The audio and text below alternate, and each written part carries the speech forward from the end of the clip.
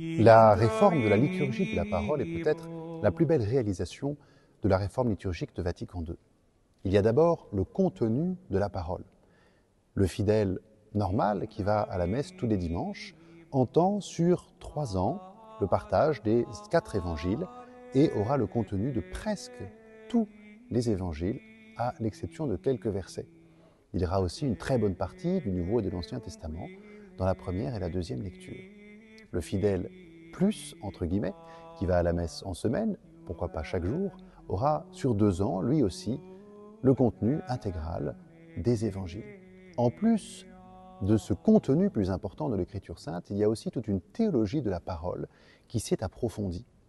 Alors que la liturgie de la messe était surtout centrée sur la présence du Christ dans son Eucharistie, la présence réelle du Christ, si le Concile ne diminue pas cette présence, nous reconnaissons qu'elle est la plus haute, la plus éminente, il souligne les différents autres modes de présence du Christ dans la messe, et en particulier la présence du Christ dans sa parole.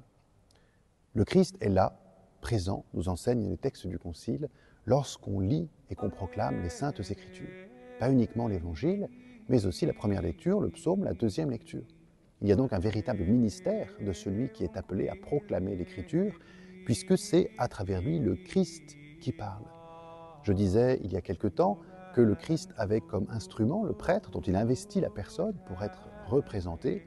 Eh bien, le lecteur est l'instrument de la parole.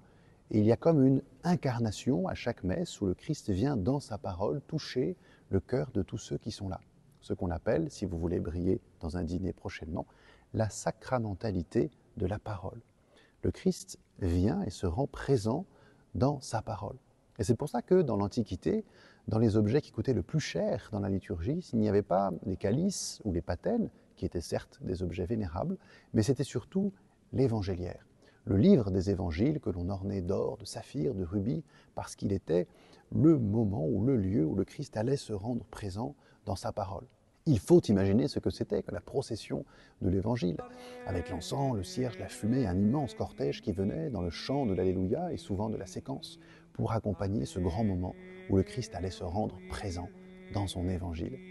Aujourd'hui, tous ces éléments sont possibles, peut-être un petit peu réduits, mais nous ne faisons pas souvent cet effort de mettre suffisamment en valeur la procession de l'Évangiliaire et la lecture de l'Évangile.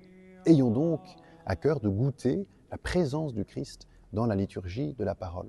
Il n'est pas pareil de lire l'Évangile chez soi ou de lire dans une église, dans un texte, que de l'entendre proclamer. Et j'avoue regretter un peu, même si je ne condamne pas la pratique, le fait que beaucoup de gens lisent en même temps qu'ils entendent la parole dans un livre qu'ils ont amené. Alors pour certains, c'est essentiel, c'est nécessaire, ils n'arrivent vraiment pas à se concentrer, mais il y a quelque chose de fort dans une écoute communautaire d'une parole proclamée, d'une parole adressée. D'où l'importance de la qualité de celui qui lit, mais aussi de l'attention de celui qui écoute. Si je suis dans mon livre, je suis un petit peu moins engagé dans cet acte d'une parole adressée, aussi le Christ qui me parle. Certes, la lecture méditative de l'Écriture chez soi est importante, mais elle n'atteindra jamais le niveau d'intimité avec le Christ que l'écoute de cette parole proclamée.